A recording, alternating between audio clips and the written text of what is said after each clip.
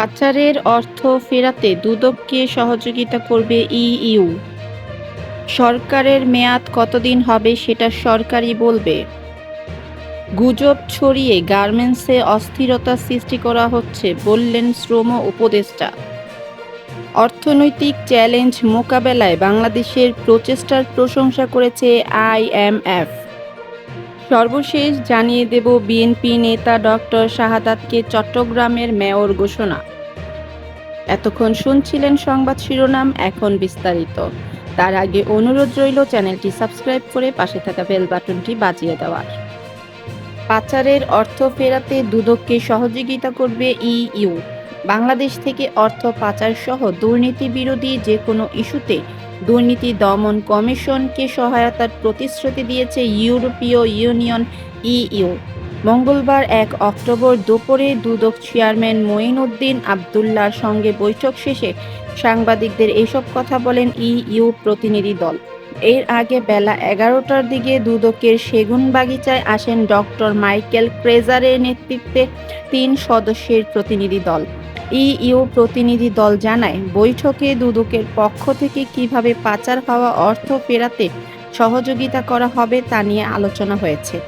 একই সঙ্গে দুদককে কারিগরি সহায়তার বিষয়েও আলোচনা হয়েছে।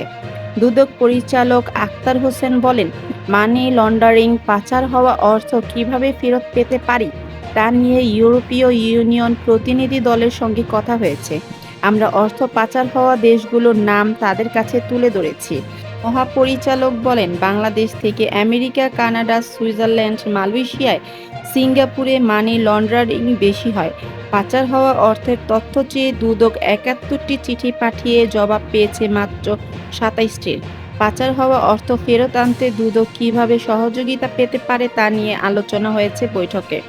অন্তর্বর্তীকালীন সরকার দায়িত্ব গ্রহণের পর থেকে হাসিনা সরকারের আমলে পাচার হওয়া অর্থ ফেরাতে বেশ জোরে সোরে তৎপরতা শুরু করেছে দুদক। ইতিমধ্যে এফবিআই, বিশ্বব্যাংক ও জাতিসংঘের মাদক ও অপরাধ সংক্রান্ত কার্যালয় ইউএনওডিসির সঙ্গে বৈঠক করেছে সংস্থাটি। সরকারের মেয়াদ কতদিন হবে সেটা সরকারই বলবে।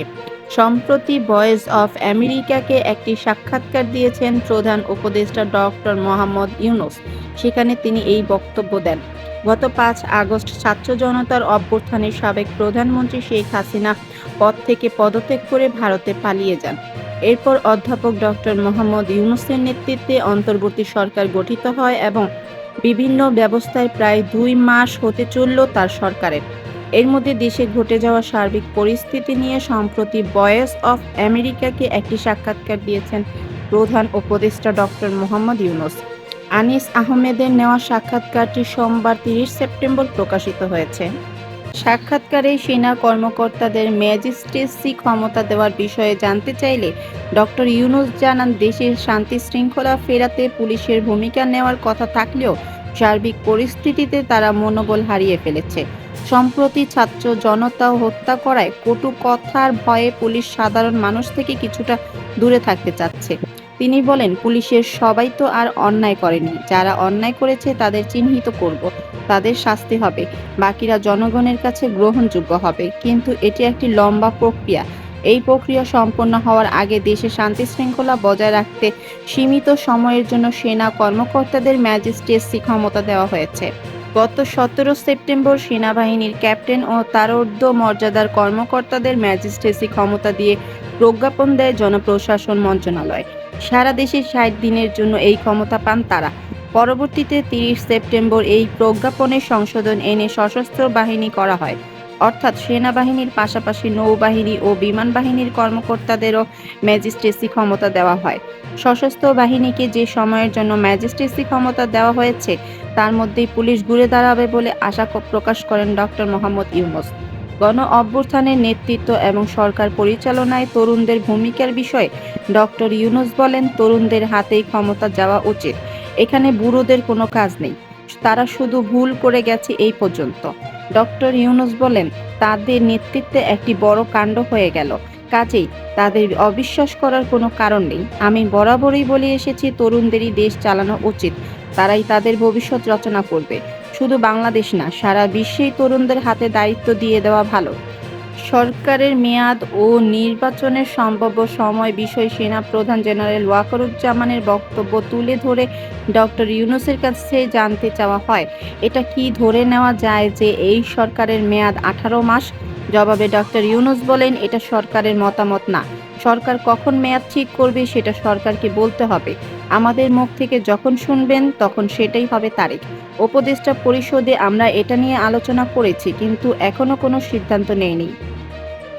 গুজব ছড়িয়ে গার্মেন্টসে অস্থিরতা সৃষ্টি করা হচ্ছে, বললেন শ্রম উপদেষ্টা। গুজব ছড়িয়ে গার্মেন্টসে অস্থিরতা সৃষ্টি করা হচ্ছে বলে অভিযোগ করেছেন শ্রম উপদেষ্টা আসিফ মাহমুদ। জড়িতদের চিহ্নিত করার কাজ চলছে বলেও জানান তিনি। মঙ্গলবার ১ অক্টোবর সচিবালয়ে আইনশৃঙ্খলা সংক্রান্ত উপদেষ্টা কমিটির বৈঠকে শেষে এই মন্তব্য করেন তিনি। বৈঠকে দুর্গাপূজা, পার্বত্য চট্টগ্রাম পরিস্থিতি, মাদকসহ সার্বিক পরিস্থিতি নিয়েও আলোচনা হয়। গার্মেন্টসে অস্থিরতা একটি গ্রুপ উস্কানি দিচ্ছে উল্লেখ করে উপদেষ্টা বলেন, সাভারে একজন শ্রমিক নিহতের ঘটনায় শ্রমিকদের ভেতর থেকে প্রথম কেউ একজন গুলি ছুঁড়েছিল। এরপর পরিস্থিতি সহিংস হয়ে যায়। গুজব ছড়িয়ে মুখোমুখি অবস্থায় দাঁড় করানো হয়। পুলিশ গুলি ছুড়তে বাধ্য হয়েছে। যারা গুজব ছড়িয়েছে তাদের চিহ্নিত করা হচ্ছে। শ্রমিক নিহতের ঘটনায় দুঃখ প্রকাশ করে উপদেষ্টা বলেন, নিহতকে ১৩ লাখ টাকা ক্ষতিপূরণ দেওয়া হয়েছে। এছাড়া যারা গুজব ছড়িয়েছে তাদের চিহ্নিতের কাজ চলছে। শ্রম উপদেষ্টা বলেন, যেসব মালিক বেতন দিচ্ছে না তাদের আইনের আওতায় এনে বকেয়া বেতন দেওয়ার ব্যবস্থা নেওয়া হবে।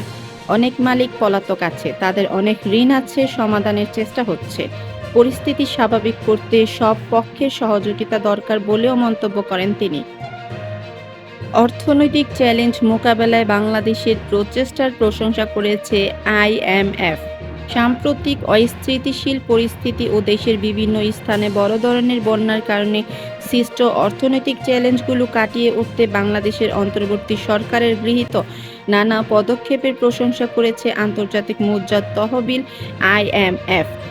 বাংলাদেশের জন্য আইএমএফ মিশন চিফ ক্রিস পাপে জর্জিও বাসসকে বলেন, চ্যালেঞ্জিং পরিস্থিতিতে প্রতিক্রিয়া হিসেবে ক্রমাগত আর্থিক কিচ্ছুতা ও অপ্রধান মূলধন ব্যয়কে যুক্তিপূর্ণভাবে সমন্বয় শুরু করার জন্য কর্তৃপক্ষের প্রচেষ্টা প্রশংসনীয়। বাংলাদেশের সাম্প্রতিক উন্নয়ন ও কর্তৃপক্ষের সংস্কার অগ্রাধিকার নিয়ে আলোচনা করতে পাপে জর্জিওর নেতৃত্বে IMF mission team ২৪-৩০ September Dhaka সফর করে। আইএমএফ মিশন চিফ বলেন, যথাসময়ে একটি অন্তর্বর্তী সরকার গঠন অর্থনীতিকে ধীরে ধীরে স্বাভাবিক অবস্থায় ফিরিয়ে আসার পাশাপাশি রাজনৈতিক ও নিরাপত্তা পরিস্থিতি স্থিতিশীল করতে সহায়ক হয়েছে। পাপে জর্জিও আরও বলেন, তবুও অর্থনৈতিক কর্মকাণ্ড কিছুটা মন্থর গতিতে চলছে। যদিও সাম্প্রতিক অস্থিতিশীলতা ও বন্যার সত্ত্বেও মুদ্রাস্ফীতি ২ অঙ্কের স্তরে রয়েছে। অর্থ প্রদানের ভারসাম্যের অবনতি বৈদেশিক মুদ্রার রিজার্ভের ওপর অতিরিক্ত চাপ সৃষ্টি করেছে। এটা বাণিজ্য ঋণের বহিঃপ্রকাশ প্রতিফলিত করে। তবে অর্থনৈতিক ইস্যুতে সরকার যে পদক্ষেপ নিয়েছে তা সত্যিই প্রশংসনীয় বলে তিনি উল্লেখ করেন। বিগত সরকারের আর্থিক লক্ষ্যমাত্রা সম্পর্কে এক প্রশ্নের জবাবে পাপে জর্জিও বলেন, বাজেটটি আশাবাদী কর, রাজস্ব ও উচ্চাভিলাষী মূলধন ব্যয়ের অনুমানসহ একটি উচ্চাকাঙ্ক্ষী বাজেট হিসেবে বিবেচিত হয়েছে। তিনি আরও বলেন, ঐতিহাসিকভাবে দুর্বল রাজস্ব সংগ্রহের কারণে সরকারকে পুনরাবৃত্ত ব্যয় ও বড় নিয়োগ উভয়ই কমাতে হয়েছিল। আইএমএফ মিশন চিফ বলেন, বাজেট ঘাটতি তাদের লক্ষ্যমাত্রার মধ্যে রাখতে এটি রাজস্ব সংগ্রহ গুরুত্বপূর্ণ।